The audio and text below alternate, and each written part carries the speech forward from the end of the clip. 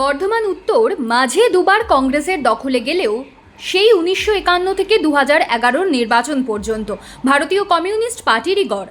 অতীতে এই কেন্দ্র থেকে জিতেছেন সিপিআইএমের বর্ষীয়ান নেতা বিনয় চৌধুরী।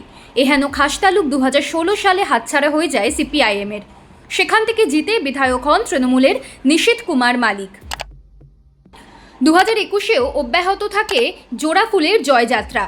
এবার সেই বর্ধমান উত্তর আসনে নিশীথ কাটিয়ে আলো ফোটানোর লক্ষ্যে সিপিআইএম।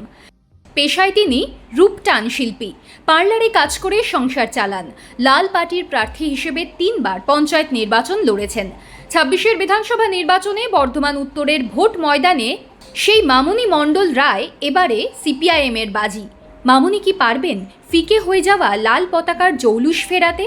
মামুনি স্থানীয় একটি বিউটি পার্লারে কর্মী হিসেবে কাজ করেন। গত 17 বছরের বেশি সময় ধরে এই কাজ করছেন তিনি। তার স্বামী একটি রান্নার গ্যাস ডিলারের ডেলিভারি কর্মী। পরিবারের স্বামী, পুত্র, শ্বশুর ও শাশুড়ি রয়েছেন। ছেলে স্কুল পড়ুয়া, অনটনের সংসার, তাতেও ছাড়েননি লাল ঝান্ডা। মামুনি 2012 সাল থেকে বাম যুব সংগঠন ডিওয়াইএফআই এর কর্মী। 2017 সালে সংগঠনের লোকাল কমিটির সদস্য হন। 2022 সালে জেলা কমিটির সদস্য পদ পান। 2013 সালে পঞ্চায়েত নির্বাচনে বর্ধমান 1 নম্বর ব্লকের রায়না 1 নম্বর পঞ্চায়েতের প্রার্থী করেছিল দল। এরপর 2018 ও 2023 সালে পঞ্চায়েত নির্বাচনেও প্রার্থী হয়েছিলেন তিনি। তবে জয়ের মুখ দেখা সম্ভব হয়নি। এবার কি শিকে ছিঁড়বে তার ভাগ্যে? লড়াইটা কঠিন, তবু হাল ছাড়ছেন না মামুনি। ভোটের আবহেও রুটিনে তেমন বদল ঘটেনি মামুনির। এখনও প্রতিদিন সকালে পরিবারের কাজ সামলে পার্লারের দায়িত্ব সামলাতে যাচ্ছেন মামুনি। বিকেলে বাড়ি ফিরে পরিবারের লোকের দেখাশোনা ও ছেলের পড়াশোনার সাহায্য করেন। 2008 সালে নারী হাই স্কুল থেকে মাধ্যমিক উত্তীর্ণ হন তিনি। এরপর বর্ধমান রেলওয়ে বিদ্যাপীঠ থেকে উচ্চ মাধ্যমিক পাশ। মামুনির কথায় পরিবারের দায়িত্ব সামলে রোজগারের জন্য কাজ করতে হয়, তার সঙ্গে দলের জন্য সময় বের করতে হয়। সমাজের প্রান্তিক স্তরের মানুষের একজন প্রতিনিধি হয়ে তাদের দাবি দাওয়া আদায়ের জন্য লড়াই জারি রাখাকেই নিজের কর্তব্য বলে মনে করেন এই সিপিআইএম নেত্রী। এর আগে দল তাঁর উপর ভরসা রেখেছে। এবারেও দল বিধানসভা নির্বাচনে প্রার্থী করেছেন।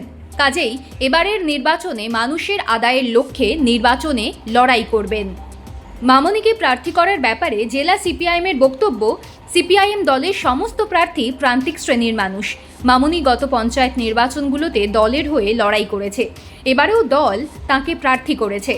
দল জানে প্রান্তিক স্তরের মানুষের অধিকারের লড়াই একজন প্রান্তিক শ্রেণীর মানুষই সব থেকে বেশি বোঝেন। তাই প্রান্তিক স্তর থেকেই প্রার্থী করেছে দল।